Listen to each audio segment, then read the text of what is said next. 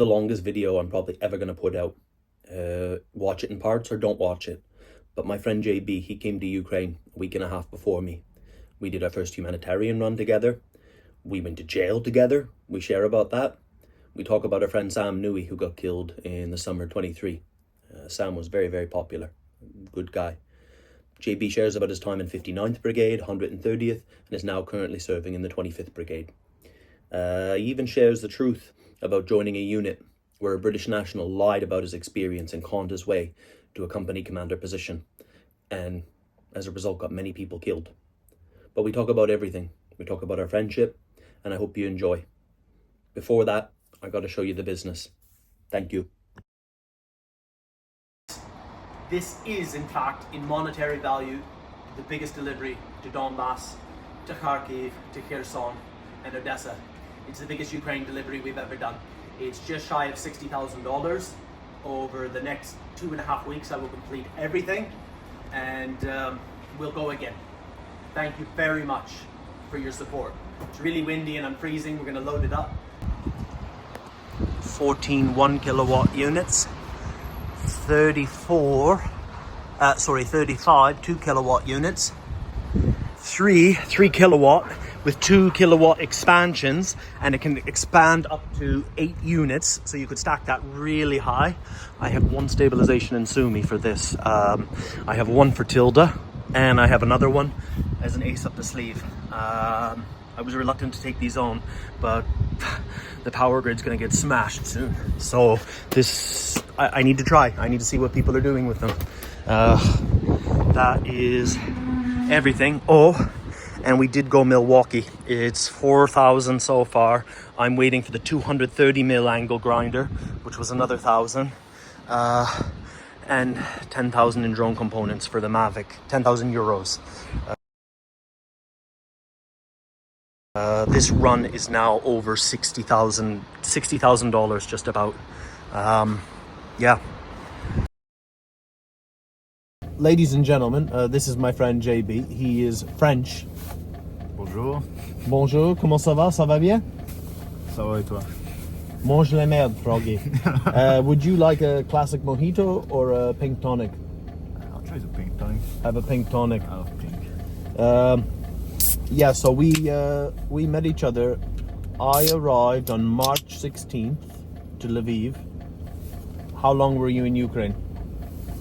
When did you come? I was here for 10-15 days already. You came like first week of the war. Yeah, it was like March 1. I don't say shit. It was a long time ago, but I think it was March 1 or 2. I had a pretty good life when I came here. So I just dropped everything. Had a pretty good job. I had a nice girlfriend, a nice apartment. Everything was great. Where in France were you? That's the only bad point. I wasn't in Paris. You're Parisian? No, I'm not. That's why it's even worse. I was actually thinking of Paris. I'd say I had a shitty life. Okay, so you joined the army, you joined the infantry, the French infantry. I was in a mechanized. Mechanized. Yeah. A mechanized brigade. How many years was that? I left in almost 2019. I'm 38 years old. You're only 25. You shouldn't have to think like this. How many concussions have you had? Not enough. Not enough. Did you deploy with the French army to Mali or No. nothing? No, I don't have a big army background. Like, it's let's say I had good basics for Ukraine, but Yeah. I didn't have like 10 years background, 3 deployment. Like, No super special forces, No. none of this stuff. no, this. It's good though, eh? Like, I know some guys like online on YouTube and stuff who were in the army in Ukraine and they shit on NATO. But the only reason is because they were never ever in the army before. Yeah. But it's very important to have this stuff, I think. Yeah, it is. And I mean, I never did like super special force shit in army, but that's teach you like life, you know. The basics. And like hold the gun, do your bed. You might have All to the speak shit. up a little bit for the camera, but Yeah. why come to Ukraine then? Like, were you like me, like where everything was just shit at home and it's like, oh, take a chance? Or Pretty much. I mean, I thought about Ukraine actually before 2022. After the army, I went back to civilian life, Yeah. and I don't know. That was okay, but you know, working for yourself, just making your own salary for yourself, just to buy your own shit, yeah, and it's like there's no really purpose in that. And so I got interested in Ukraine in 2019, 2020, and I was talking with some Azov dudes. yeah. I really wanted to come in Ukraine. You read all about Azov. I was like a big fan. Yeah. Not everything, but yeah. and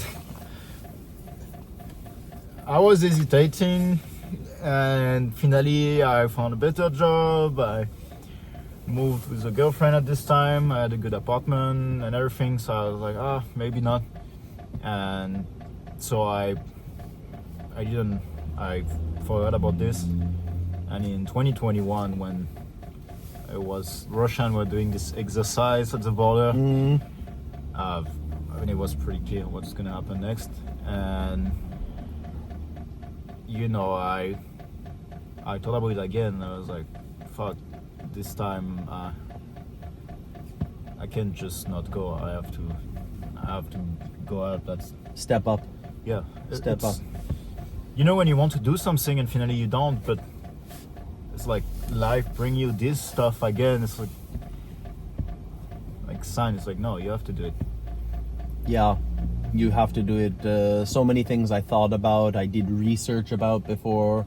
Oh, maybe I should go do this, I should do that, but I never did it. Well, I did many things. I've done many things. I'm not a pussy. I've never been a pussy. Sometimes I'm a pussy, but like generally I'm not a pussy. You had to come. When I met you, it was Lviv, Paul Hughes. Oh my God, the secret place. You weren't living there. He picked us up at the border. Me, Scottish Des, Mike. He turned out to be a real piece of shit. I don't like to slag people on the internet, but you know, people coming to Ukraine and just to get a flag on a Russian tank, a photo, and go home. Yeah. He was one of them. But Paul brought us to this humanitarian hub, and there was a Sasha. And to me, I thought that was cool because it was the first Sasha I ever met. It's not so cool anymore. And he was funny. He was this very tall guy, always in sports Big guy. Huge. He was like 2 meters or something. He was huge. And you know, he was in a ministry of something before. Yeah, he So he was. was like an ex-minister, but always in Adidas suit. Huge guy. Because it was a government building we were at. We were at a proper government, like Soviet. And you see this guy, you're like, he's the last guy to be a government guy, but he was an ex-minister in Adidas suit and sports shoes all the time. What did you do? There was also the French guy, Roman. The bald guy who always wore the glove. He was wearing like a Michael Jackson glove all the time. He had a Russian girl, or no, his girlfriend was Ukrainian, yes? Until we Found out that she was Ukrainian, but for some reason she ended up being with us, and we figured out she had like some Russian visa. We learned about that way to. Did you do late. anything? Did you do any trips before we went on the Poltava Kharkiv bullshit mission? I did one in Kiev when Kiev was under siege. Yeah. But that's it. Did you see any explosions or like fucked up shit? I hear it far away, but that's. You drive down south to Uman and come north? Yeah, we did all the South Road. So you could hear some shit far away at some point, but like very far away. It was. You could feel the war atmosphere in Kiev, but not really see the war. See, I didn't know, like, what are we doing here? What do we have? What is our point? When I was there, I was like, what are we actually doing? And to bring like an old Renault van, like full of clothes. This was, so basically what happened, hanging around this humanitarian place, some guys were going to the army, some guys were going here and there. but we had a chance to go almost to Kharkiv, and I thought if I mentally could go to Kharkiv, I could do anything. Yeah. But that's where we all got together to do this super important humanitarian mission for Paul. You, me, big fat Drew, you remember, from Saskatchewan in Canada, nice guy. And that would have been enough. You know, that maybe like translator would have been nice. 2 people could do that. It's nothing. 1 person could do it. Yeah. But then we had the other car with Marco from Canada, the ex-military police combat expert from who all I remember that trip, we had the cars and all the checkpoints, but we ended up going to, I think it was we only went to Poltava, I think. Because we wanted to go, you, me, and the other American dude. Mm-hmm. But the other guy was like, no, it's too dangerous. And you remember this Ukrainian guy, we ran the van from him. Dennis. And and he was the like, old guy. That's my friend van, so you can go with it in Kharkiv or I'll call the cops on you. But well, we rent it. Yeah. We have the right to do it. And he did call the cops on us. We dropped off like some diapers and used clothes at a hospital and took a photo, and Paul's like, get a photo, get all kinds of videos. Paul wanted us to go in Kharkiv. Yeah, what happened, somebody told me, yeah, you can go to the Kharkiv train station and people are waiting to be evacuated every day. And Paul loved that. And you, me, and Drew wanted to do this. And we're thinking, yeah, we're going to get them all in the van and we're going to be here. Yeah. I was thinking, yeah, we're going to finally do something worth something. And they all shit themselves. Do you remember we went to the restaurant afterwards? It was a very nice restaurant. But the fucking... Marco. It was not Marco, it's Denis guy. He was like very nice with us, but he secretly called the cops and say that we tried to steal the van. That's why the cops came to us. Fucking hell. See, I remember it different. I remember what happened was we go to that restaurant, Canadian Marco, he had a credit card, like an NGO credit card, and he was paying for all the food, and him and the Ukrainian guy, thank you so much for what you do for Ukraine. And Marco's like, yeah, that's nothing, we're gonna do a whole lot more. And I was like, me, Drew, I felt like we just lost the football game, like for the whole season, the season final, and it's all gone. Yeah. I slept in the back of the van. I don't know how far we made it. I was so tired. I fell asleep in the back of the van, and I wake up at the checkpoint because I know we were looking for diesel. But first, when you were sleeping in the van and we're in the car, there is 2 times a police car was like going next to us, driving next to us, looking at us, passing us, and me and this French guy, we understood something was weird. So we're like, why the cops are like following us and looking at us? And the Denis guy was like, no, it's fine. And he was like, he actually called the cops and tells them like, they're trying to steal my van, help me. Pidaras. So at the next checkpoint, get a nice wake up. I'm in the back of the van and the side door slides open. I thought, oh, we're getting diesel. I get an AKM in my face and this guy with a big red ginger beard, and I wake up, I'm like, my hands are in the bag and I'm just looking, and he's like, you were like, can I put my shoes? Yeah, yes, you can put your shoes on. You, me, Drew, all the men except Roman and the girl, and Dennis, not Dennis. We all had our hands up against the blue crafter, and one of the guy racked his bolt, and I'm looking and he's shaking. It's like, is this how we're gonna fucking die in Ukraine? This is like March 23rd, maybe. It's something like this. Yeah. You know, when in the first car, when we arrived at the checkpoint, first we stopped, and then this guy knew about everything, and we stopped, and that's when all the cops start to point us, and Romeo was like, what do we do? And I was like, just put your hands up, that's it. You put your hands up and you do nothing. You just do what they want you to do. And for some reason he has a big ass knife on him. Dennis? No, a Roman guy. Oh, fucking hell. So the knife comes in the and story after later we wait again. and he was like, they were about to release us. The cops were like, oh, it's fine. But they checked the girl passport and they saw the Russian visa. And that's when 2 other car came and it was SBU. See, what it was, after they took us, like, put your hands down and we went off to the side. We were about to go. yeah, well, I lit a cigarette, and Marco's like, don't smoke. And it's like, you're not my dad. Do you know what I mean? You have no authority here. They have the authority. I'm smoking, and if I'm not allowed to smoke, they will tell me. Yeah. It's like, you can shut up, you little bitch. And they didn't care. They don't give a shit. No. It's Ukraine. Well, you can't smoke in Ukraine. And they were good with us. We're about to go. Yeah. Just because of this. Russian stamp. Yeah. Russian stamp. This fucking girl. We got taken to a hotel in Poltava because they evacuated all the police stations.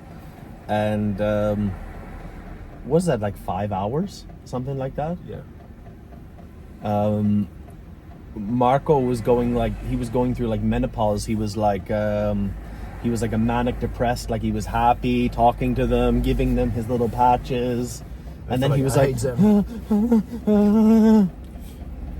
they put us in an office. I don't know if you were here this because they separate us. yeah, sometimes. And we're yeah. they put us in an office, and there was just two like random cops sitting on a bed watching some Soviet movie. Mm-hmm. And we're not even handcuffed. Like we had no handcuff and just sitting.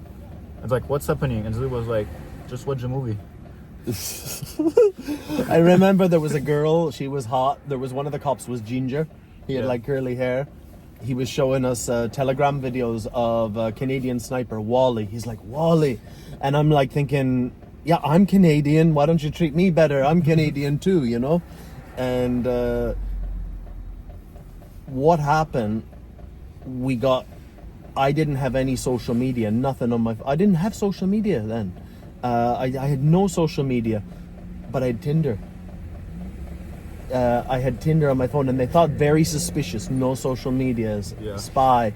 And the guy, he can't say anything in English. He's like, "You have been to Ukraine before?" "No." "You have been to Ukraine?" "No." "You've been to Russia?" "No." He's like, "Have you been to Thailand?" And I was like, well, he's like, "You only have Tinder. You're a sex tourist in Ukraine." I was like, "No, I'm not a sex tourist. I'm not a sex tourist. I was just bored. I swipe because I'm so bored. I haven't hooked up with anyone." But like I was trying to explain, it's like I was pointing to my hand, and I don't know if I was making it better or worse. But why do you have photos on your phone? They're asking me. It's like, well, you know, I'm in Ukraine for the first time. I'm taking photos. Like now I'm the social media whore. You know what I mean? Like, you know, it's ecoflows, babe. Yeah. Gotta keep my brothers. But they were like, "What are you trying to become famous?" I was like, "No, I didn't want nothing." But I was the first one to get my phone back, so I knew it's like, we're gonna get out of here. They didn't take my phone at all. They never took your phone. They tried, but you know what I did? So this old dude was super mad. This SBU dude was like, "What is your phone?" And I was like, "It's in the car, machina," because I had a decoy phone in the car with nothing on it, just random WhatsApp and shit. So it was just in case if the cops take my phone, I give the decoy phone. But he was in the car, so I was like, "Go in the car." It's in the car, but I have my actual phone just in my pocket. And because of my coat, they couldn't really see it. But I was like, if this shit ring right now, I'm fucked. So I was like, I hope no one calls me. Fortune And there was favors the cops. bold. And the most funny is like at the checkpoint, they look at me, they saw the phone, and give it back. But in a police station, for some reason, they never actually look at me again. And I was like, I need to hide it better because they're gonna find it here in my jean pocket. So I have to go in toilet, and I go in toilet, and this cop go with me, and this is like this Turkish toilet, you know, it's just a wall. And I go, and I'm like, I need to take my phone, put it in my inside pocket in my coat. They won't find it here, and turn it off. But this dude is like, leaves the door open, and he's watching me. And I'm like, nah, I want to close the door. He's like, no, you leave open. So I'm like, I need to take a shit. He's like, okay, leave it open. And I'm like, oh, so you're gay? And he got so mad and slapped the door. And so the door was closed, and I took my phone, turned it off, put it inside, and I was like, I was like, you know what, I don't want it anymore. And they never found it. And when we went in line to take the phones back, I was turning, like, I went in the middle of the line, and I was like turning around. I was like, just make it like I just took my phone. And when I went outside, the guy was like, but I didn't give you back your phone. I was like, yeah, you did. And the cops started to be unsure, and it was like, maybe I did. So they never took my phone. You pulled a Ricky like Trailer Park Boys. Oh yeah. I tried for the fingerprints the same because they took our fingerprints. I try also to scam them on that. the guy come and he was taking the guy one by one fingerprints. It's like this big dude with beard, like some Chechen dude. He's like, "Did I take your fingerprints?" And I'm like, "Yes." And he take my hand and he sees there's no ink in it, and he's like, "I didn't." It's like, I had to try. So he's like, "Okay." Oh, I remember when we were in there, everybody was kind of, you, me, and Drew were okay, but like everyone else was turning on everyone in this place. Yeah. And Marco like literally had a panic attack. When I got my phone back, I called Paul because I thought, you know, like, because there was like 5 missed calls from Paul, like maybe he called everyone. And he's like, "What's it?" I was like, "Paul, you need to listen to me right now." Okay. It's like, first of all, everybody is okay. Okay, we've been arrested, but I've just got my phone back, so I think everybody's gonna be okay. But I'm gonna get off the phone now. When we're all out of here, I'll call you back and let you know. Everybody's okay. And he's like, "Ba." I was like, "I gotta go, Paul." He's like, "Fuck you!" And I'm like, well, that's some fine leadership from Lviv. Yeah, so I think like 4 days later, I went to join Hospitalers, but when we got back, Roman, your countryman, he ripped my humanitarian ID off my face. Yeah, what the hell happened? I took off to Kiev and joined Hospitalers. What happened for you after this? I kept doing some humanitarian shit, but Not with him.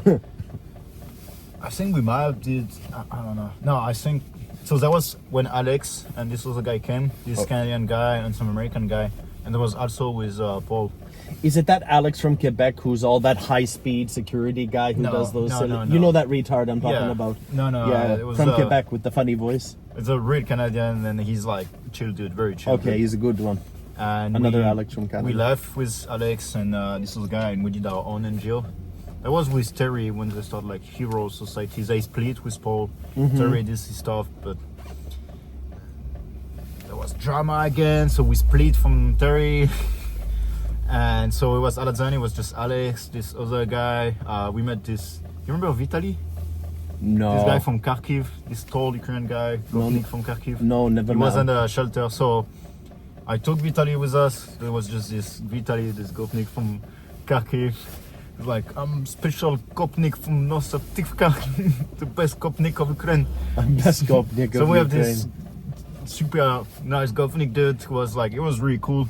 He was a translator, just Alex, the driver, Alex's girlfriend, she was a Ukrainian lawyer, me and some other guy, and we just ride, just a small group, a small NGO, and Do what you can. yeah, Help. we actually drove like frontline and shit. Like we actually Humanitarian aid. we did actual real stuff, and What sort of stuff were you bringing people? mostly food. We did. We walked a lot with World Central Kitchen. World Central Kitchen was giving you guys packages? Yeah, And you but- just do the report and the photos yeah, for them? we had to go in village, say like, oh, there's that many people, they sign the list, and bring them back like stuff.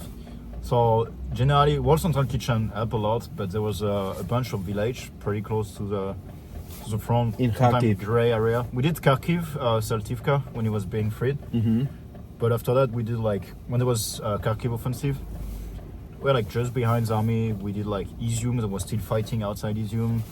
We did Kupiansk, and what we did is like we are trying to go in a small frontline village where no one else go, because every time we are going to World Central Kitchen and say we have those people in this village who need food, they're like, no. I'm like, what do you mean no? It's like, we have a bunch of NGO tell us there is no village, like they don't need food, That's bullshit. and they need food. It's just this gray area, and no NGO wants to go. So And they all we're- want to go to the big community because it's easier to distribute and it's safer. It's safer. So we really try to just ride in those places where no one wants to go. And yeah, we did that for some time. How long were you doing this? 1 year at least, weren't you?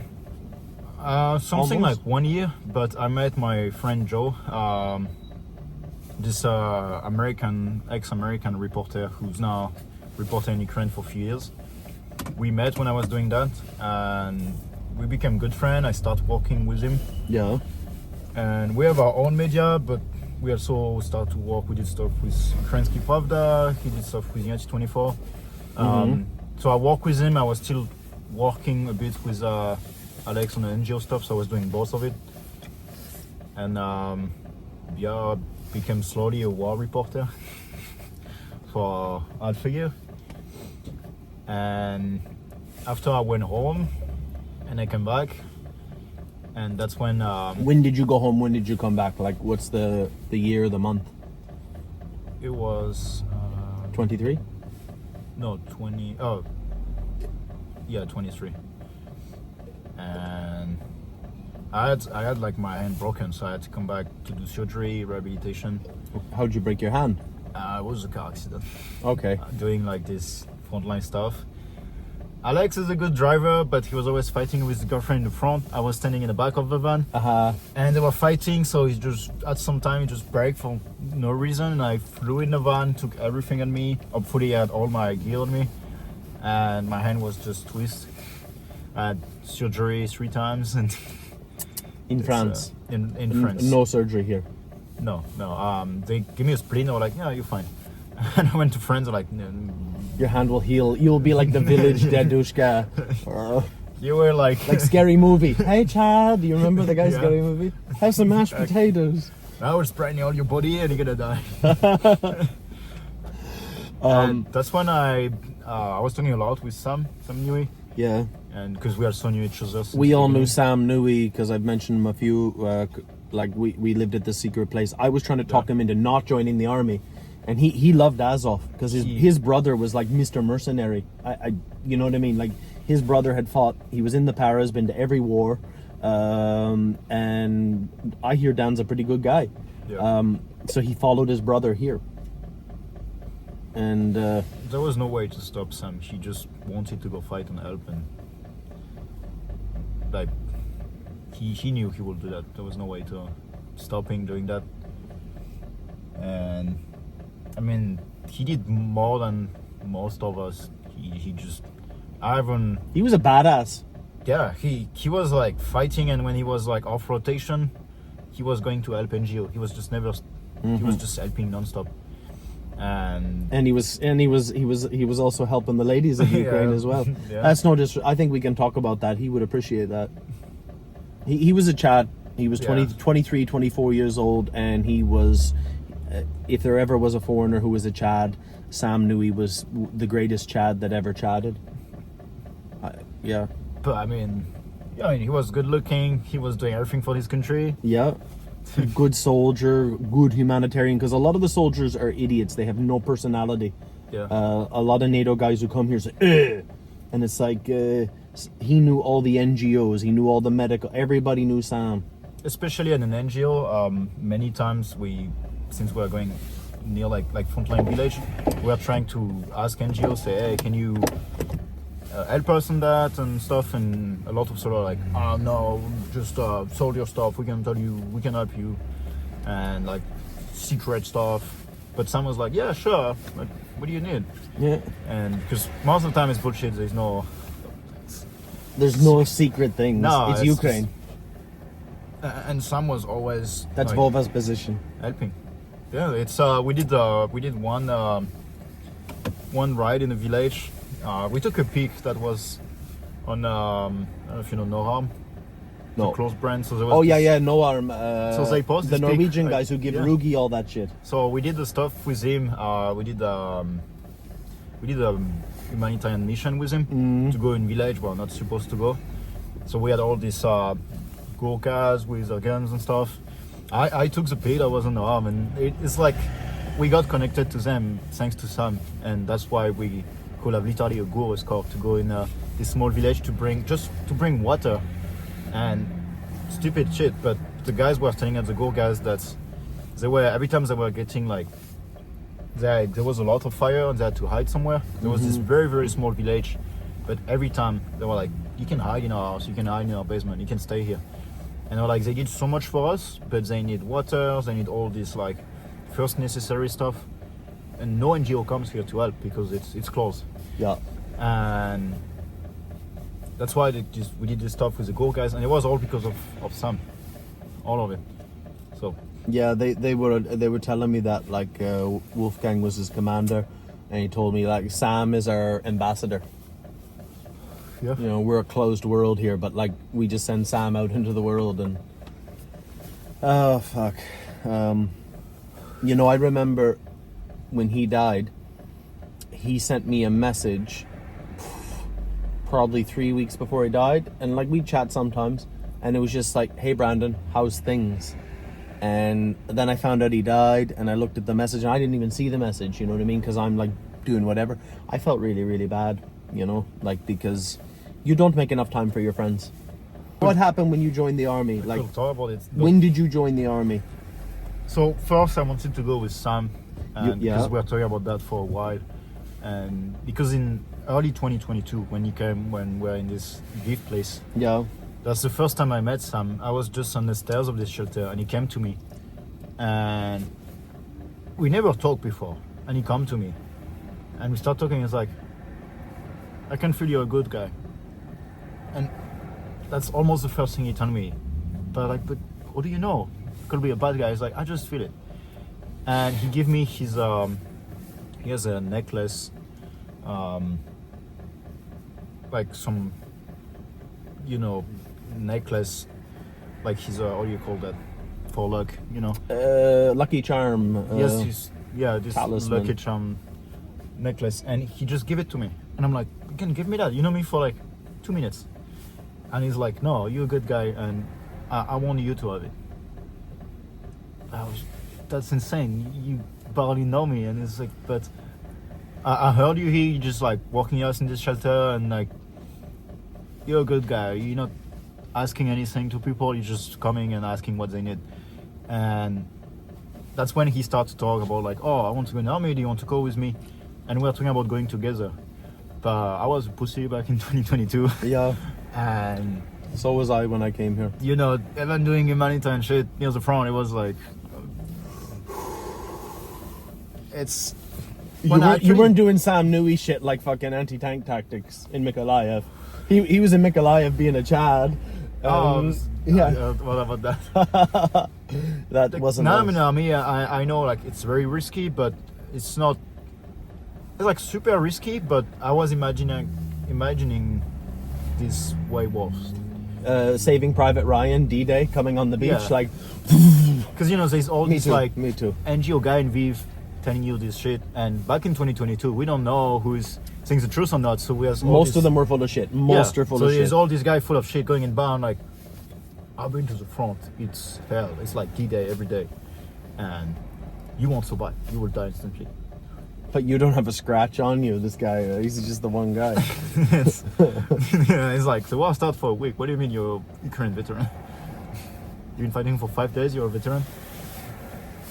But like, Sam wanted to go together. I don't know if I should or not, but I didn't. He went first, and after doing all this NGO shit, all this war reporting stuff, I talked to Sam. I was like, I'm ready, I feel it, and I want to do more. And you know, doing this NGO stuff, you see stuff, and it would convince more and more that I need to step up and fight. And so we met in a LF club in Kharkiv. That was our last meeting. And so I don't know if you ever thought about that, but that was this club that was open. Kharkiv was like pretty strict on curfew Yes. at this time. It's like they don't joke about that. They catch you at night and you're not soldier or anything, you're going to jail for a night at least. Yes. And I go to LF club with this Gopnik guy, Vitaly, and we just sit with Vitaly, and I look and I see Sam with a bunch of dudes, and I'm like, hold on, I know this guy. And Vitaly's like, do you know this guy? He's in a special club in Kharkiv. And so we go, and Vitaly was like, that's my special friend, JB, French soldier military. And I was like, yeah, that's my friend Vitaly, Sam, and we hang out with the guys. It was like this club open all night. There was always this like a bunch of guys coming. It's closed now, Yeah. and yeah, it was always these dudes coming with their guns and stuff. It was like a place where you hang out, but Multicam and Bren's. yeah, Yeah. on the dance floor. Yes. And I remember Vitaly like, oh, it's toy, nice toy, and taking the brand guy was like, no, it's not a toy. Vitaly's like, oh, it's a real gun, oh no, oh fuck, sorry. And we talked with Sam. Finally, Vitaly went home before curfew. And Sam was like, just stay off by sport, I will drive you, don't worry, I will drive you home. I'll drive you anywhere. Woo! So we stayed with Sam, we spent half of the night together, and we go to drive home. That's one of the last things he told me, I remember. We go in the back stair to like the back door to leave the club, and I'm putting my flashlight on my phone, and he's like, you're in the flashlight, use your eyes, you need to like do your instinct stuff and I was like, if you want to go in the army, don't use the flashlight, use your eye. I'm like, okay. And so we went in his car and he drove me home, and we just parked and talked a bit. And he was trying to actually convince me to not go in army. He was like, I wanted to go with you in 2022, but now it's not the same. It's changed and it's worse. And now they start to use these like Mavics doing jobs, and it's become worse and worse. And he was like, if you want to come, I don't come to my unit first, but because we do pretty hardcore shit. Yeah. But first go in, I can help you to go in like some more calm units, and after you can transfer. Get some experience. And because I know to shoot a gun, all this stuff, but I never been deployed or anything before, so it's new to go in war fighting. So I was the same as you coming here. Yeah, it's. I felt more responsible to them. I didn't want to let the team down, you know. So we had like this small conversation, and he was like, "Don't just go and like go stuff," and he was trying to like really give me advice, and he was like, do that, you're a good guy, I want you to die, do that, don't do that. And we stopped talking for 2 minutes, and there was just like this blank in the car. We just parking in front of the apartment, middle of the night, and it was weird. We had this feeling like we will never see again. I don't know why. It's just we're just in a car, and I'm like, you stay safe, like stay safe, I'll be here soon. And he was like, yeah. And it was just before I left in France to get surgery, so I was like, don't, like, wait for me, I'll be here. And he was like, yeah. He's like, it's not ready to, I'll stay safe. Summer 23. And he literally, I was a week, like coming back in a few days, and I heard like he just got killed. And it's almost, he knew it, because when he told me bye, he was not just a normal goodbye. He was really telling me like, stay safe, you're a good guy, you will reach your goals. And I was like, why are you telling me all that? We're gonna meet in like a few weeks. Like, he was like, yeah, but stay safe, man. Stay safe, brother. He knew. Many people know. 2-3 weeks out, they start feeling it. Yeah. My friend Ira, Cheka, she was the same. She knew within a month her time was up. He told me the last goodbye, and it was not a normal goodbye. And when I knew about it, and it was weird because we texted a few days before, and he was asking me, a few weeks before, he was asking me to help fundraise money to buy an ecoflow for the mother of his girlfriend, because she was like, there's a lot of blackout because Russian strike civilian infrastructure. There's no electricity, she's in a village and she's frozen to death. There is no electricity anymore, because it's always civilian people getting. They get the worst. They get the worst, and because it's -10, -15 in winter, and with no electricity, nothing. And those babushkas, they just freeze to death in those houses. Sometimes no one. Soviet concrete, they live in it. And hot in the summer, cold in the winter. Still, he was trying to help those people one by one, and he was asking me to help for that. And a few days before I come back, he was gone. And that's why when I came back, I was like, nah, it's not a question anymore. I have to join and fight. I have to. And that's how I end up joining the army. First 59. 59. It was. Do you want to talk about 59th? It's very interesting. You can name names if you want. If you don't want to name names, then don't name names. You know, briefly, I'm very cynical towards the internet because people are like, he's a great guy, and I keep my mouth shut. But you can tell you. So there was this. I joined this shit show unit, Yeah. and we're like.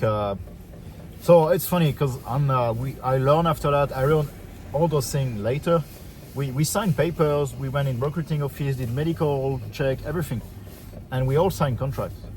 But I learned later that the commander never brought the contract to anyone. No. So we're actually never official, and we're just supposed to hold trenches, hold position. But for some reason, he was training us to do assault, and he was sending the guys to assault.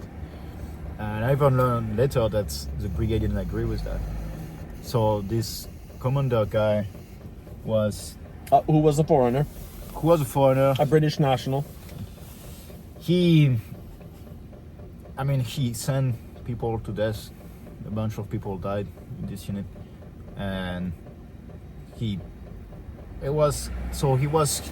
what I know, he wanted to go with Chosen and do his own unit under his command in Chosen, but Chosen refused it, and for normal reasons. Yes. Because this dude was a piece of shit, and so he created his own. He tried to do his own Chosen, but that was far from being that. And You guys were Terrao. You didn't have any assets like Chosen or any of the equipment or. I met a guy with Chosen who was in Chosen at this moment, and we talked about it, and he was like, "Holy fuck, you are with those guys." And Holy fuck, bro. there is even mission that Chosen was like, "No, it's a suicide shit. Like, there is suicide mission that can work. There is high probability to lose, like to get casualty, and Chosen are pretty hardcore guys, so be like, we will do it. But there is absolute suicide mission when there is no way to do it. It's just stupid. It's just like concrete bunker, like machine gun, and you can do anything. And Chosen, they do this super hardcore mission, but I think they have the intelligence to understand when it's like, We cannot achieve this goal. it's impossible. But so this dude, when Chosen was like, no, it's impossible to do it, this dude was like, oh, my guys can do it. And that's how he sent people to death, to impossible mission that obviously failed. Yeah. And it's just casualty, and yeah, that's when I contact you, and I was like, hey, You told me you were about to shit yourself. You're like, fucking hell, I'm going on Stromova. I was like, I have nothing. We don't have equipment. We had 12 AK for 30 dudes at the beginning. And I was like, I don't have mic power. I don't have anything because they promised us. I would have bought my equipment, if I had to. But when we came, like, don't buy equipment. We will give you everything. We'll give you like super special gear. We're gonna have sidearm. You're gonna have like. Oh yeah, we're gonna have a Makarov. Yeah, we're cool. Brand 2 and sidearm and shit. And we arrive, and there was 12 AK captured on Russians. Some of them are still at dry blood on it, and less AKs than dudes, and that's it. And there was barely one mag from each AK. And progressively there was more equipment coming, but it was very far away from CZ Brand 2. And that was I have to say I left in a good time. You helped me a lot when I was there, because I asked Brendan help. I was like, we don't have any equipment, we don't have anything, so that's when you sent me this donation. It was just $500, man. But that's and then some shouts on Instagram, like I think like people like Caitlin and stuff who are always help you. That helped us a lot, because I bought what I needed, because I have a vest and helmet and all this stuff, but I didn't have ear pro, I didn't have mic pouch, because again they promised us all this shit, and it was not just me, it was a few dudes with me, so everyone was trying their best to get money to buy stuff. And I mean, thanks to this, I bought some stuff for me, some ear pro, mic pouch. We bought some literally magazine. Yeah. We didn't have they didn't give us AK mags, so we bought magazine, we bought some stuff for the guys. So because of that, the entire squad could buy a few stuff we needed. It's never enough though. It's never enough. Now I'm in a better position to help, but the problem is certain people become so dependent on it, and I'm like, I have to be. I'm like, sorry, I'm not going to help you for like 2 months. I got to help this guy. Or Yeah. I don't like it. It's not enviable. How long did you stay there with the 59th team? Like 2 months. 2 months. And did it fall apart on its own, or did you leave? I left before it fell apart. So I left. I have to say I left in time with a few dudes, because after I left there was way more drama, way more. A guy wanted to leave, so they hang him from a bridge by the feet and say, if you leave, we're gonna drop you from the bridge. Some Nice. Colombian guys like stab German medic who was not even a medic, he was just a liar saying a medic, but they stabbed him 7 times for $20. And but dude was, so they go in a hospital, in military hospital, and they're like, we can't take you because you're on the contract, you're not soldier. And it was not an emergency, it was like stable, so like, you're not, we have too many guys and you're not soldier. But he was like, I'm soldier, we signed contract. He was like, no, you don't have any military stuff. That's because no one knew, and they're like, oh shit, so they went to the civilian hospital. No army ticket, no army. But they were like, you're in army clothes, you're in uniform, you're all army guys, and you have guns, so we can't take you. It's too dangerous, like the hospital gonna get strike. So he got refused to every fucking hospital, so the combat medic patched him. Welcome to Ukraine! And that was like all this, I heard all these stories after that, and obviously everything fell apart at some point. But I was gone before that. I went to 130, Territorial Defense Force. And it's just a Territorial Defense Force, but I have to say that was my best army experience, because we're not... In 130? Yeah, we're not super special forces, super like anything, but we're just... What I was saying, we're just dudes like... And that was Bakhmut, Kramova? We're like close to Ivanivsky. Yeah. So outside oh, so you were Ivanivsky. down at the bottom of the hill?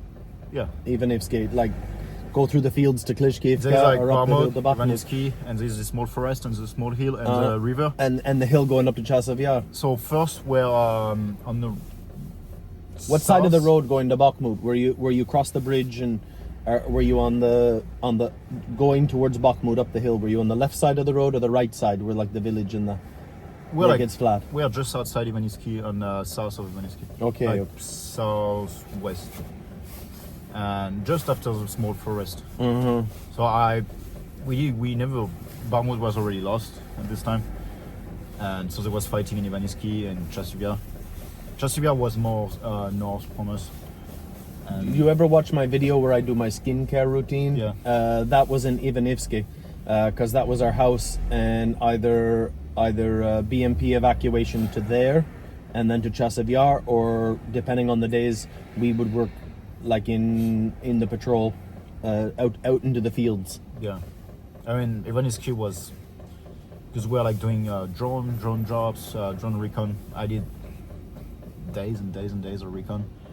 One of my friend, Kenyan Ukrainian guy, he just did rotation non-stop, and we're pretty much just flying day and night to recon everything. So it's very strange to recon, because it's like watching a movie, but in real, and it's like happening a kilometer from you, 2 kilometers from you. Sometimes you hear the explosion and you see them on the screen. Yeah. And you feel like, oh, like that's it. And we're like marking, helping artillery to correct. Sometimes we even had like guys in firefight saying like, these dudes on your right. We did all this stuff, helping for FPV. And Ivanivsky was leveled at this point. Like, it was just being struck by artillery non-stop. Mm-hmm. And it was already evacuated a while ago. It was just Russian soldier on one side, Ukrainian soldier. A lot of fights inside Ivanivsky for a few months. And Back and forth. yeah, they pushed us back near the forest, and after the forest, near the canal. And we did that for some time.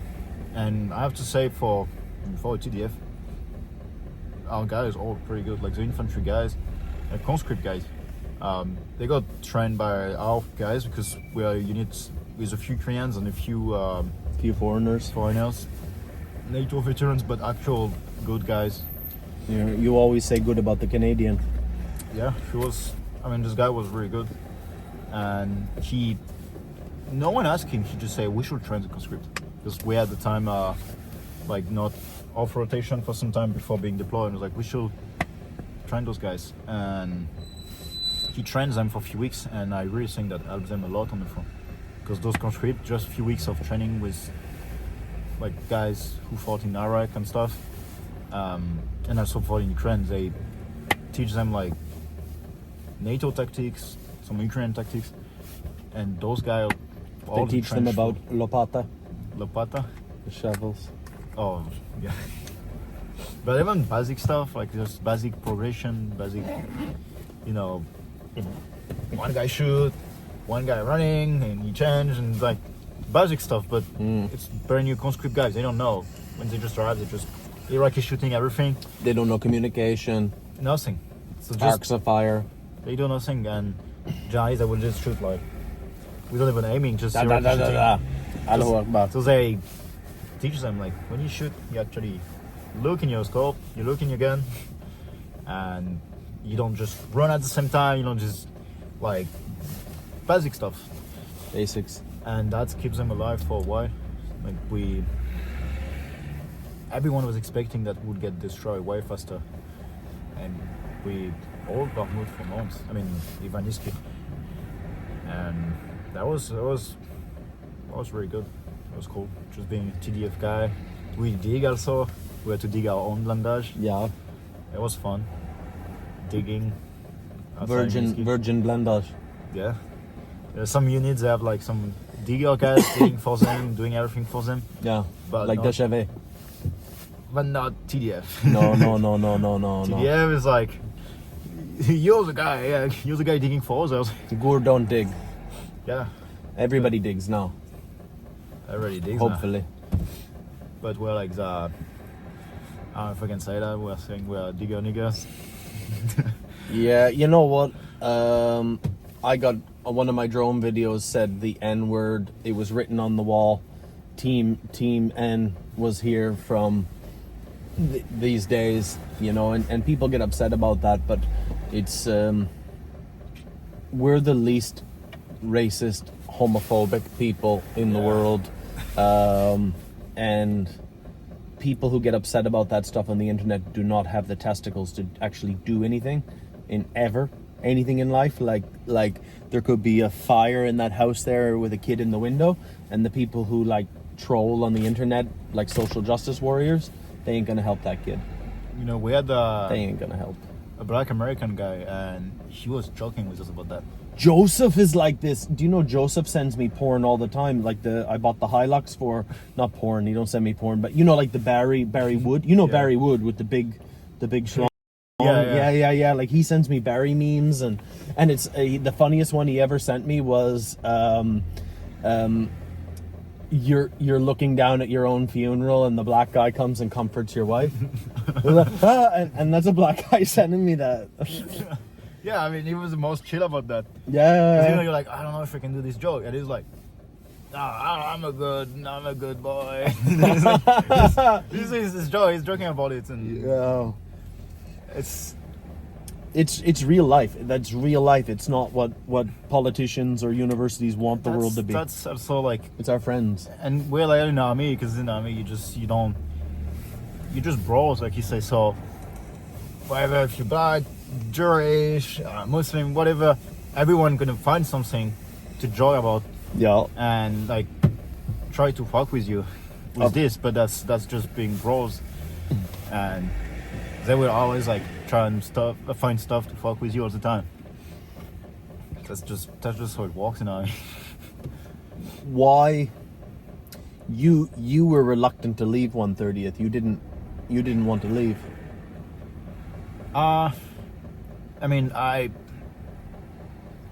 left 130 and I came in Ukrainian assault because I was being told I would go in this very cool fixed wing project, but it's very nice and it's like very deep, but it was actually Deeper not, and deeper. and deeper, always deeper. But it was actually not that advanced.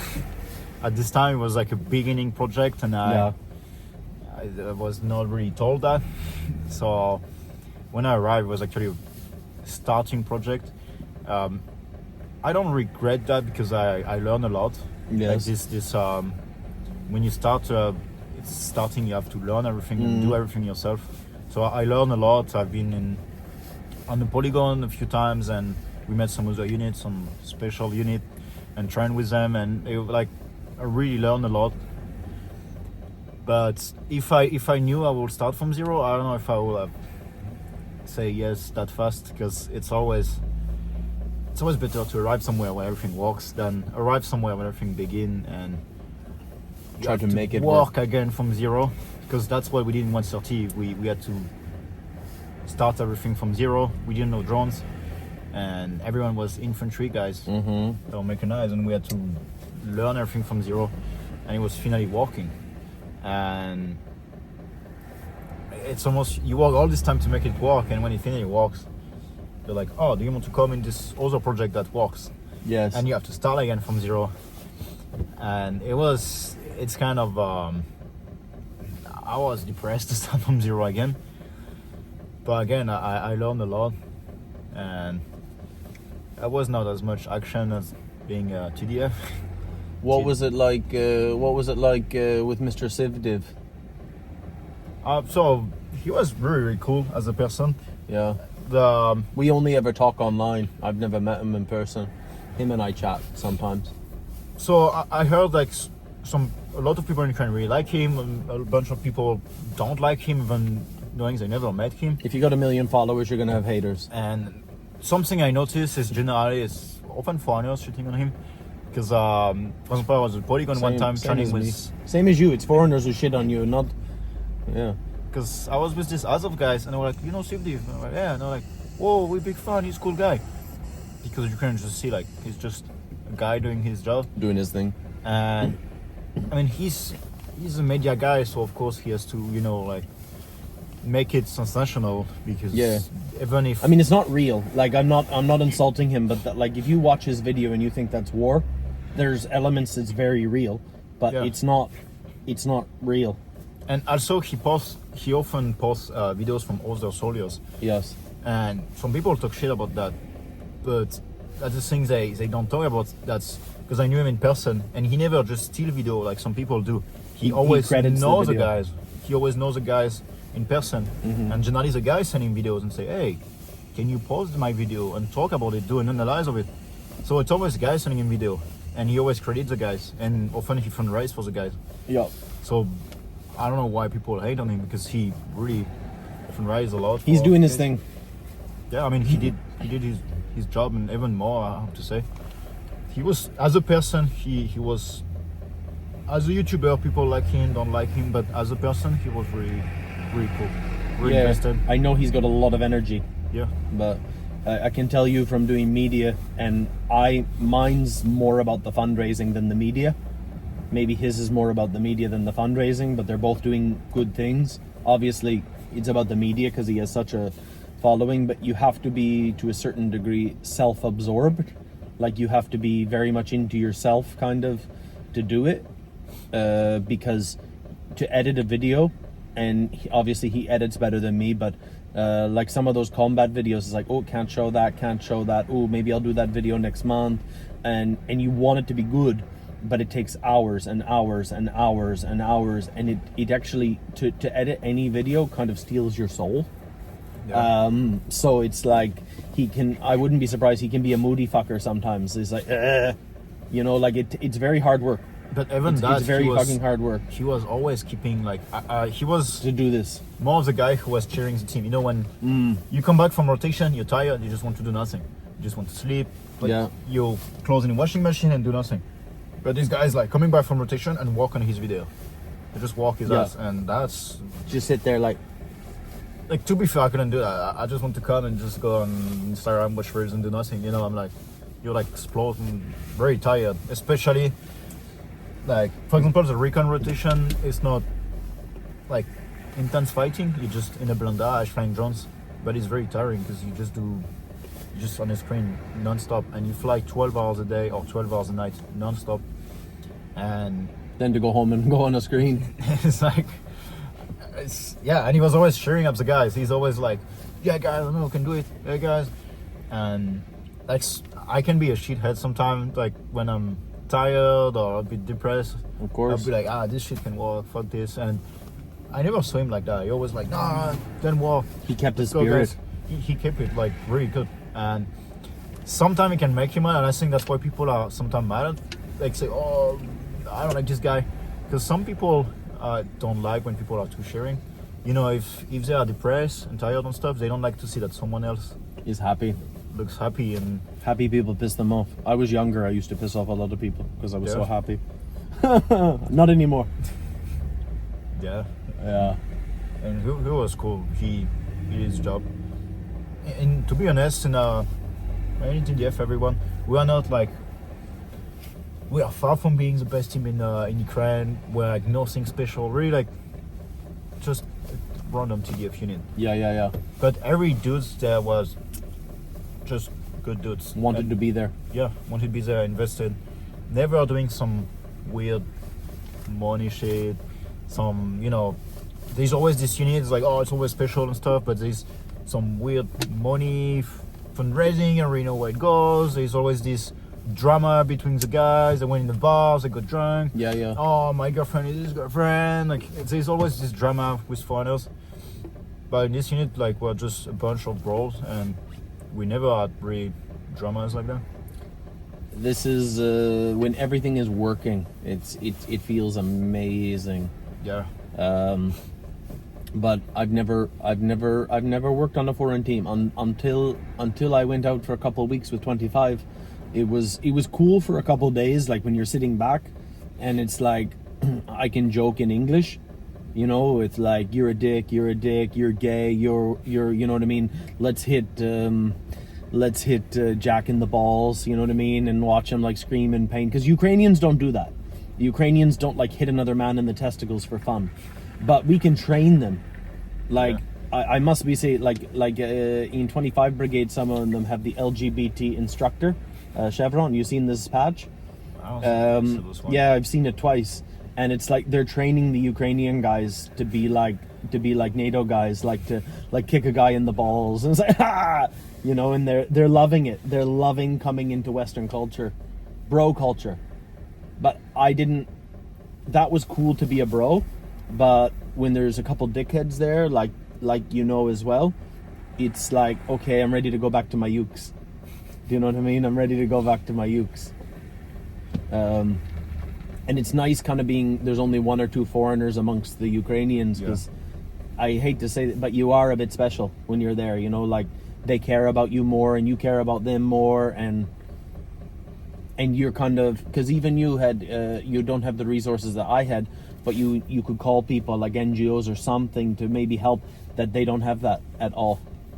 And It's nice. It's nice. In TDF, we're just a few foreigners, middle of the Ukrainian territorial defense. No foreigners join territorial defense normally. They join Go, Legend, all this stuff. But it's not common to see foreigners in a TDF unit. So we're just a few foreigners, and really, it's and even, you know, it's oh, we need to go in position, and the BMP BM guy's like, oh, we're gonna drive you. I was like, oh, you're in a drone calling artillery. Artillery guy's like, oh, that's the foreigners calling. Okay, we're gonna strike this place. We always had, like, the Ukrainians was always helping us, And they trusted you guys. yeah. I mean, it's not always perfect. Like, of course, sometimes it's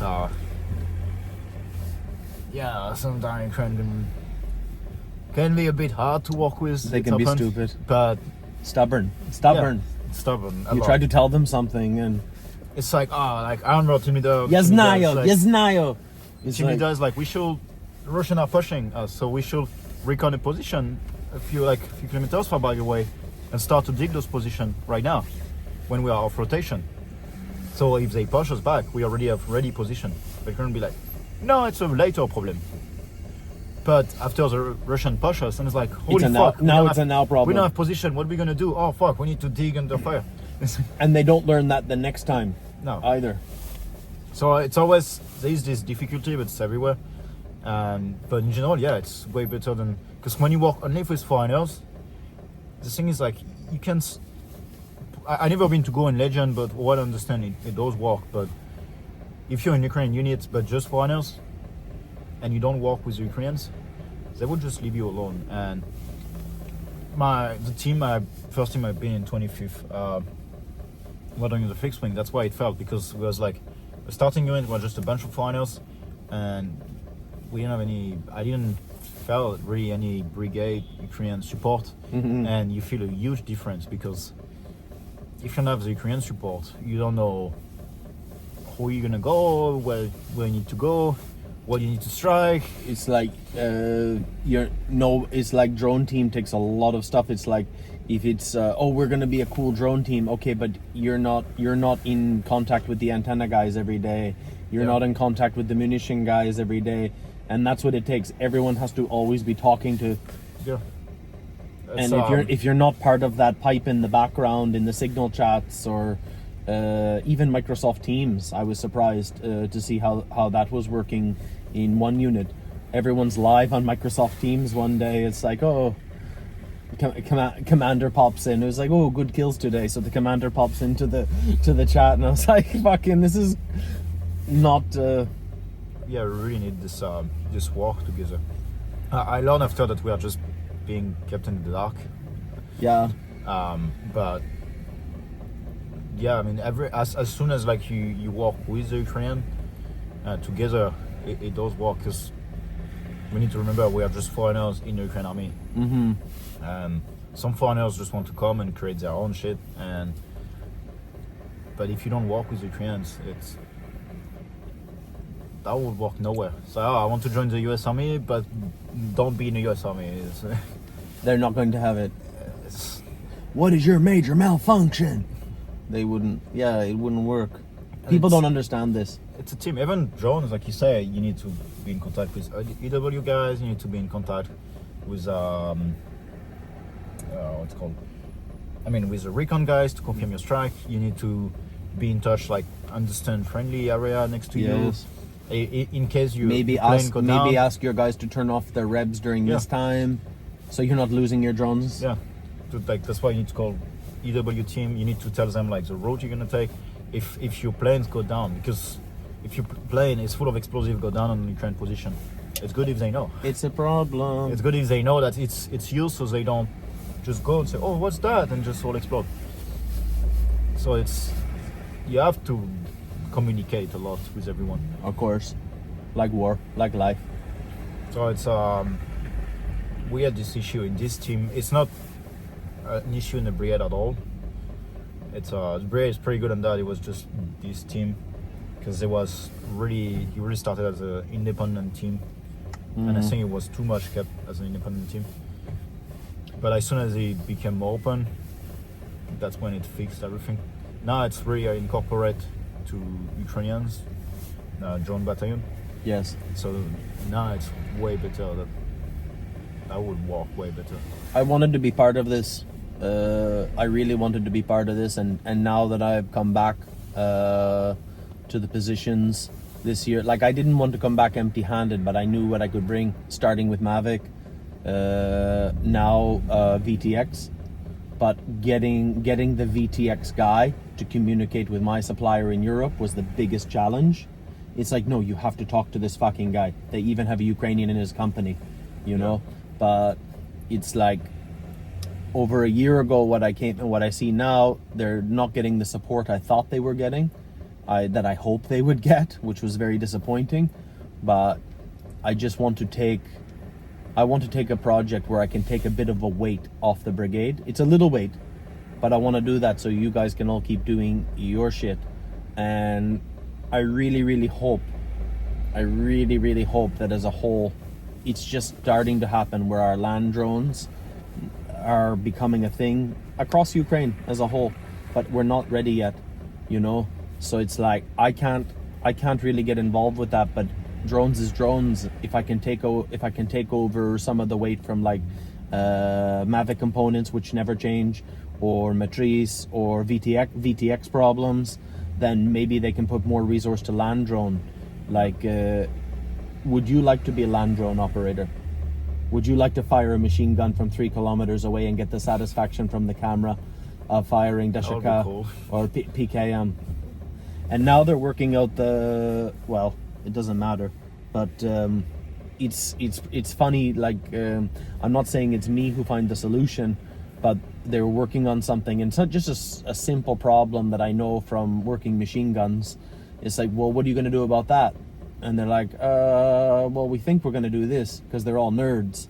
And it's like, why don't you try this? Get another motor, and they're like, I'm sure someone else come up with that idea, but it's like, it's not like dropping munitions. You know, machine guns have stoppages.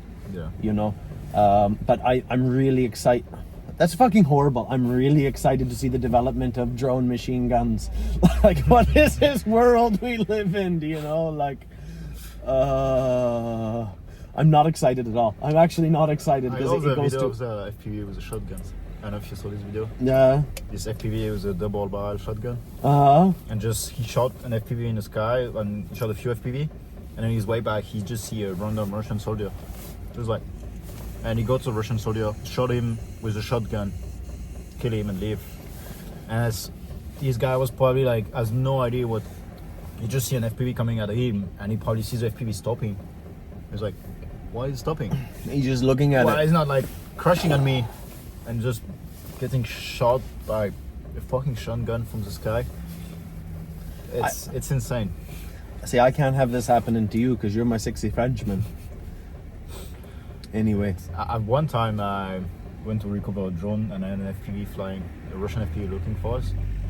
It was my first station in 130, and I was with two Ukrainian guys, and we went to recover a drone, but Russians saw us on their drones. So there was like artillery starting to walk. They were trying to walk on us, and after we hide in this like abandoned trench, and the FPV came for us.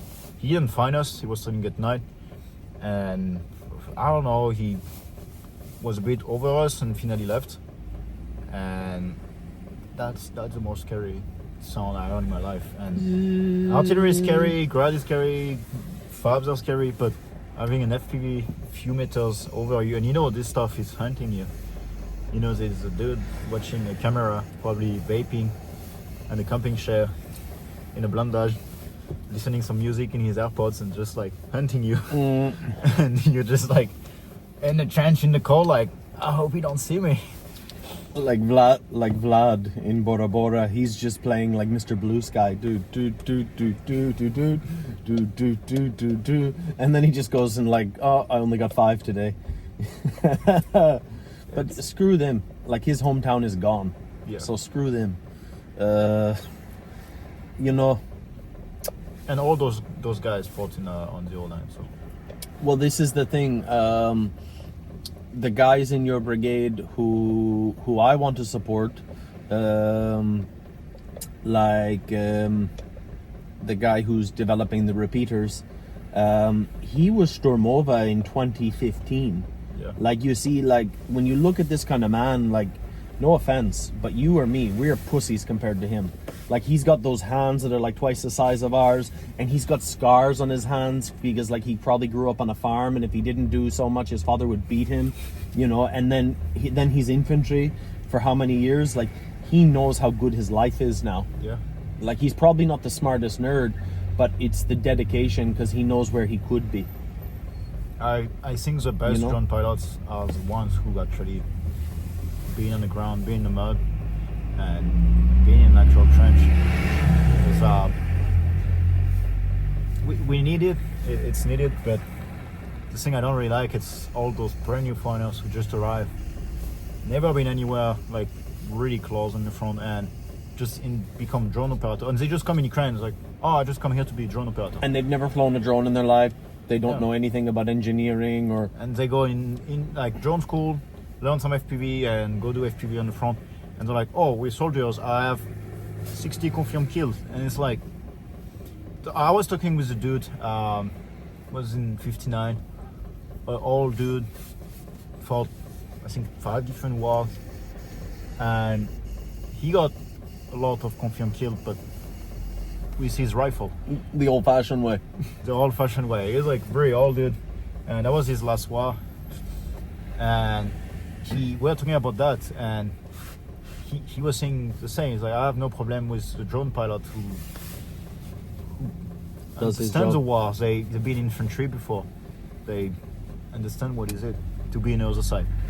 But the guys who just like brand new guys arrive and never been hunt, never been in actual under fire, just instantly become a drone pilot and fly in a pretty safe distance.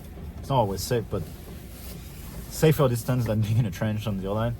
And they come by and they're like, oh, I have 60 confirmed killed. I'm a real killer. In one way, yes, but in one way, it's like, it's different because it's a screen. And it's kind of scary the way it's going. I don't like it. Like when I was around those guys before that we were talking about, I think too much. And I thought about that whole experience over those couple weeks. And I do what I do on the position. And I was like, oh, so that's what it's like. Cool. Very cool.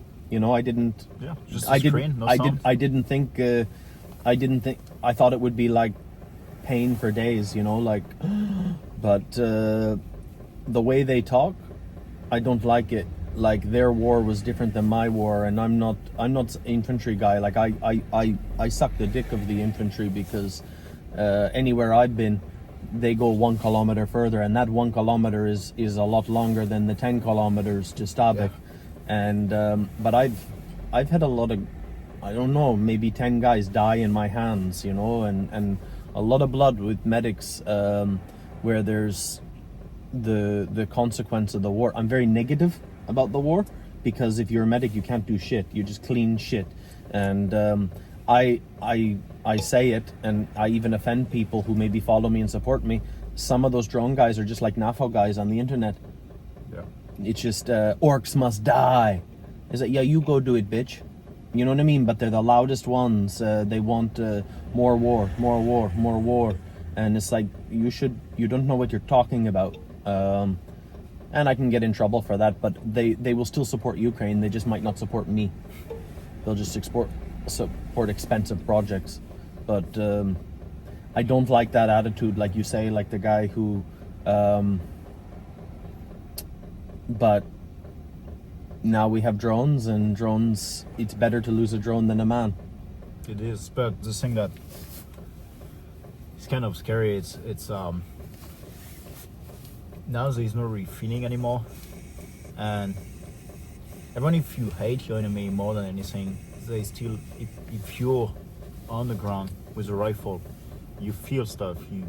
You feel like the cold, the mud, the blood, the smell, everything. But when you're just on the screen, far away, you don't feel that much. And the screen, it's almost like watching reels. And now we use more and more GPS drones, so you literally send it, and it's just, some people will say it's like artillery, and it is, but the thing, an artillery guy and an infantry guy, they don't have the same war. No. And it's the thing that kind of scary is this. Medics war is different. Our tank war is different. A driver's war. A driver is a scary job. No, it is. It always was a scary job because you're responsible for everyone. Do you know what the scariest job for me was? Always working in ambulance. I got to be Humvee crew, and I got to be the medic in the back of the Humvee, and I was like, wow, 35 Brigade's really trusting me now. And I'm like, shit, I hope I don't have someone die on me. You know what I mean? Like, I've had that before, but I didn't, you know. But when you're in the back of the Humvee, the box, and you don't see out the windows, but you hear it and sometimes feel it on the side, that's scary. Yeah. I've never been BMP driver, but I've been in a BMP, and it's not nice. It's not nice. You know, in previous wars, everyone is in the army is kind of making jokes about logistic guys, things they don't really go fighting, but in this war, the logistic guys, they do the most shitty job. Because every day they need to drive knowing there's FPVs and drones everywhere. And you might not make it. Yeah, and there's nothing you can do. TM62. Yeah. It can kill you from the bottom or the top. Now it can kill you. Now the mine can kill you from the top. You're being hunted from every side. But that's the scary thing. It becomes it's the technology developed, and it's really cool. But the way we use it, you know, it's I'm not gonna do a pacific speech. I trust that sometimes there's only one way to resolve problems, and it's war.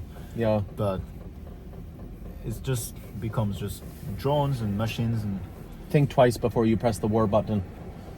it's, yeah, I mean, you know, having a trigger, you pressing the trigger, it's this infantry, the old infantry guy told me, he's like, you know, when you have a guy on your side and you press the trigger, it's because he killed a lot of guys, and he was like, it's not, it's different, and it is different. Tell me, and I won't just very generally, but you know somebody back in France who is involved with, or they know about French drone development, and you told me they're very behind. They're Yeah. like, but they don't believe you. But they're like, but our experts are saying this, and they don't believe you, and you're telling them, it's like, I'm not going to tell you what we have, but you're like 6 months, a year behind. Yeah. This is true, isn't it? I mean, I don't care to talk only about that because I think it's in my country to say it.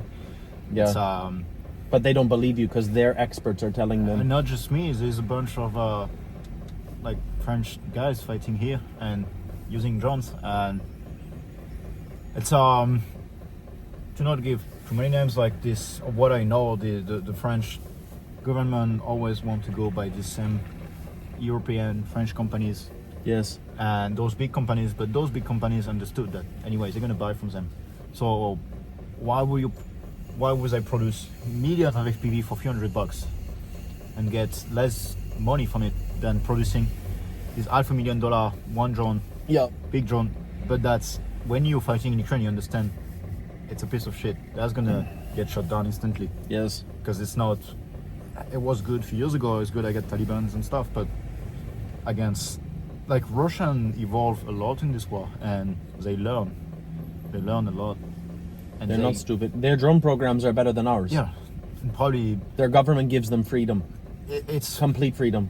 probably one of the most drone program in the world. Like the Chinese, they have very advanced drone programs, and American works on their drone program a lot.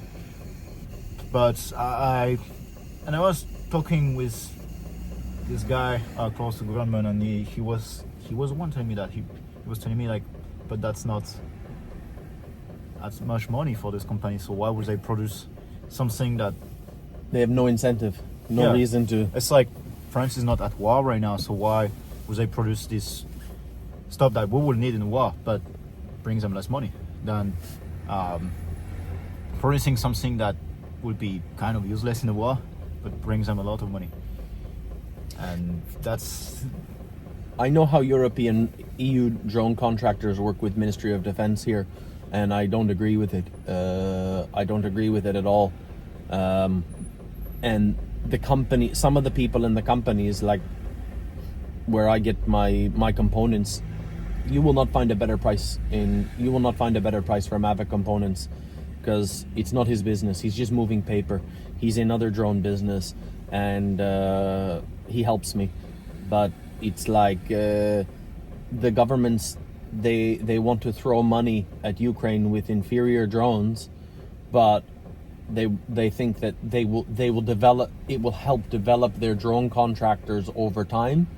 And this is what it's explained to me. It seems this is the politician's mind, but it's not over time. The time is now. yeah, Chestnut Shikai. it's It's not. The time is now. yeah.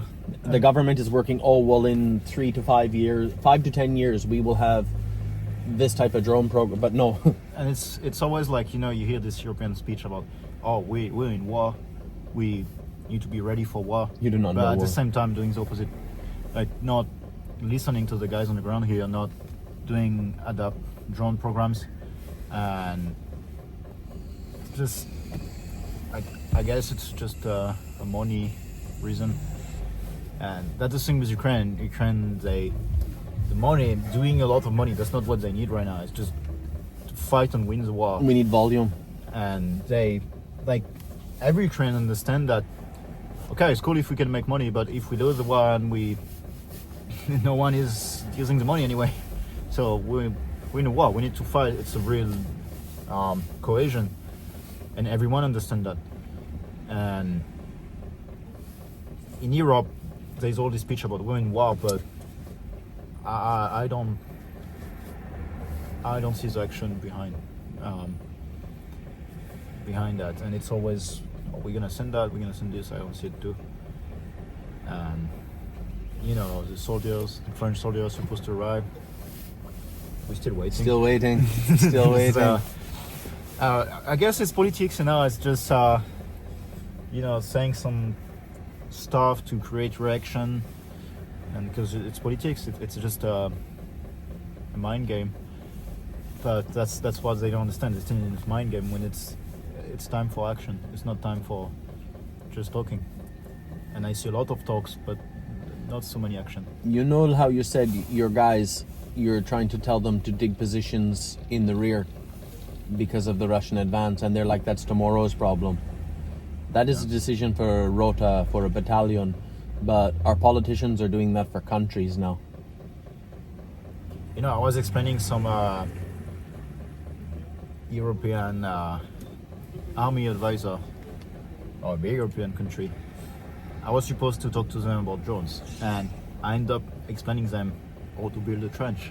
I was telling them you do a 90-degree angle, because an FPV, if you do angles, the FPV is going to strike in an angle and not kill everyone inside. They didn't know that. So I was literally explaining some, like, 4-star general how to make a trench. And that's how disconnected Europe can be. It's like, oh, we with Ukraine, we're ready for the war, but don't even know how to build a trench, like a proper trench that is effective against drone. And that's why when I see, oh, Ukraine is going to be sent in Europe to be trained, like the guy we train with NATO tactics, it's very useful, because Ukrainians have a big lack of training in the basic tactics, like moving, firing. This does not change for any army. Yeah, and so NATO is a lot more developed than Ukraine on that, because NATO has a lot of experience in that. But now drone warfare is part of it, and I see that Ukraine are like master in drone warfare, but not master in the rest. And Europe sometimes like that, but I mean Europe master some techniques. They know a lot of tactics pretty good, but they never, or they don't include enough drone warfare. And that's what I heard. For example, the 155 who was just behind us in Pokrovsk. What I heard is like the drone warfare were not really. So there was also a problem with the guy getting AWOL and stuff, but I also heard that the guys from 155 that were actually deployed, there was no. They didn't have enough jamming. They were not training drone warfare enough, because in France it's not the thing. They don't teach the soldiers drone warfare. No, of course not, because they don't know it. Which is a real problem, because if tomorrow Russia, China, Iran, anyone invade us, they're gonna do drone warfare. That's the thing now. They're gonna be millions of FPV. And that's why I was telling this general. He was like happy to tell me like, oh, our government gonna invest in this company that work with us, gonna do a few thousand FPV a year, and was very happy about that. And I was like, we have a few thousand a day. That's what we use in a day, in one single day, in Ukraine, and it's just Ukraine against Russia. So imagine and that FPV is going to be, what's the word? Antiquated. It's going to be old day one, before it even leaves the shelf.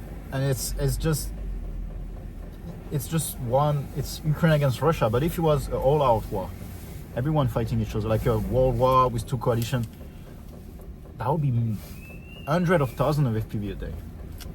And I was saying, oh, we produce 3,000 FPV. That's our project for next year. For next year, well done. And it's like, well, you can go in a war for one day against Russia. Yeah, we have missiles, we have all this shit, but Russia have missiles, Russia have tanks, and we saw it. FPV can take down an Abrams, FPV can take down helicopters now. Mm-hmm. So it can take down flesh and bones. Yeah. So it's souls. Not obviously replacing everything. Tanks are still useful, missiles are still useful. Look at Eddie. everything. 3 days ago, 4 days ago. You know Eddie, British Eddie. Yeah, Yeah, no arm, no leg, yeah. armored, basically armored van.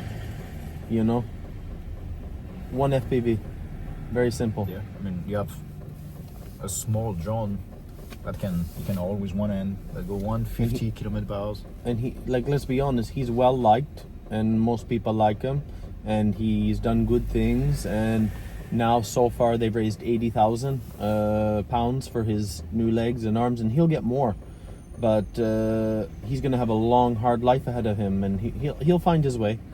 I know he will. But all the guys, look what FPVs are doing it even worse than artillery did before. And where's their arms and legs coming from? Yeah. It's time to be smart. You can ask any soldier fighting, like actively fighting in the front line. You go to any soldier here and you say, what's the thing you're the most scared of on the front line? 99% they will tell you FPV. They don't even tell, like, artillery is still a big threat. Most of the casualty it's drones and artillery, but most of the times they will say drones. They will never tell you, like, oh, I'm afraid to get in a firefight and get shot. You don't hear that. You just hear drones. Mines and FPV. Yeah. Mines and FPV. Artillery, mines, drones, and drone is more and more and more and more. You can drop mines with drone. You can put explosive. You can put machine gun. The rock paper scissors. FPV always wins. Yeah. And that's why, like, I'm trying my best to explain people I know in the West in the military industry and tell them it's you will be winning adapting to that, because it's actual warfare, and these two options, you adapt right now, or you will adapt one way or another, but you will learn the hard way. If tomorrow there was a war, I don't know, if Russia and France were entering in war. Okay, cool, we have more advanced tanks, we have more advanced fighter jet, and we could probably do a lot of damage with our fighter jet, our, like, missiles and everything. But the tanks would get taken down by FPV. The helicopters, air defense. The fighter jet, air defense. It's and there's a drone for everything. Lancet can take out some pretty big shit. And that's the thing I understand. It's not just one more small stuff that we can incorporate a few drones in a unit to help. I mean, in Russia, I saw they create drone brigades. They have, like, drone factories controlled by the government. It's almost a new army branch. It should be, in my opinion, it should be an army branch, a drone branch. Everywhere. Because it's a new war. A friend of mine, Tilda told me one of the Swedish army officers was asking her about how they would start drone training for one of their units, and says, well, they would you would buy the drones, and then they would get the drones and they would get the controllers, and then they would have flight simulators, and they must do 100 hours, 200 hours on TX12, TX16 remotes, flight simulators. And then the drones, they're going to have to train hundreds and hundreds of hours. And they're going to have to take the drones, but we only work so long. Well, they're going to have to take the drone home. And it's like, what? But this is the Swedish army. It's ours. It's not the soldiers. So if you only want to work 7 hours a day, because it's a peace army, same as Canada. Okay, guys, time to go home. Like on a Friday. Or, long weekend. Okay. It's not going to work this way. They're going to have to train like always, because they will never be ready. And he couldn't understand that you could take army property home. Yeah. And it's like you will never get the hours. These guys sleep drones, they eat drones, it's why Russia's so good. But let's leave this on a high note before I start driving east in this little snow. I think, Ukraine is really... We can learn a lot from Ukraine with the drones. And I think it's not, Russia is very advanced and it looks very bad. But Ukraine, we have this ally who knows everything about it. So all we have to do is say, hey, ask Ukraine, can you teach us? And Ukraine is very open. Ukrainians are very open to teach the entire NATO. Ukrainians are always open. Yes. Anything's possible in this country. That's what no one understands. If they like you, they will... Like, everything. Everything is open to you. Everything. If they don't like you, then you can fuck off. And they will probably be polite about it. Yeah. But do you think you would stay in Ukraine after the war, or you go back to France or somewhere else? It's hard to tell because I live day by day. But could you see yourself though? Like, yeah, I mean, I love this country. I don't know if I would go back to France, maybe somewhere else, because I understand what I learned in Ukraine is very useful. Like we're explaining, it will be useful for a lot of countries pretty soon. yes. And if I don't stay in Ukraine, it's probably because I will just go somewhere else to bring those skills. I even got a teaching job in NATO.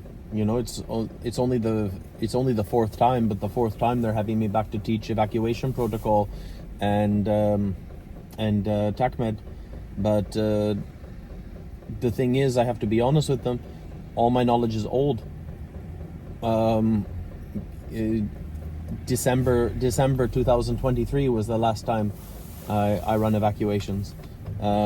It's old. Yeah. But they want it. They want it because it's the newest they can get. Well, I mean, maybe they can find more, but all the knowledge is dying or too busy. And the thing is, they literally have a country in Europe that is fighting For them. for them for 10 years. And more than that now. And 11 years. And Ukraine is not a closed country. Will be like, no, we do our stuff. Stay on your side. Ukraine is really open. Every Ukrainian I know, you can go to any drone instructor, medic instructor, ask him to teach you. He will teach you. And they're like super open to NATO. They even like admire NATO. Every Ukrainians I talk to are like, oh, you're American army. Oh, you're a French army. Wow, so cool. I would love to be with those guys. So Of course. they are super open. So we have this ally right now. We have Ukraine fighting for us for years, who know all the last tactics in drones and many We need other to things. keep them alive. We Yeah. need to keep them alive. Our first, We lost all our best people, but You know, there's when- still many left. when they say there's the wall of Europe, and people in Europe are like, no, we have an army, we can defend ourselves, but that's the only guys who've been fighting our enemies for 10 years. They know them. Like you say, they walk drone, sleep drone, eat drones. They know what it's like. And not just drone, everything. Like the tank tactics are different, the plane tactics are different, medical tactics are different. I've done NATO exercises, big exercise, and you know, like our casualties at the end of the exercise is 15%. Yeah. Good day, very Yes. good day. You know, like I don't want people to learn this lesson. When you teach someone to box, and last fight was 2019, but when you try to teach someone and they're athletic, like football players come to the boxing club, they want to learn, they have to they're doing the training, oh, I will spar, and then they will get a punch in their nose, and their nose will bleed, and all the water will come out their eyes, and it will sting so hard the first time you get punched eventually you could punch me in the nose now, my nose is probably not going to bleed, but they have to decide, do I want to continue?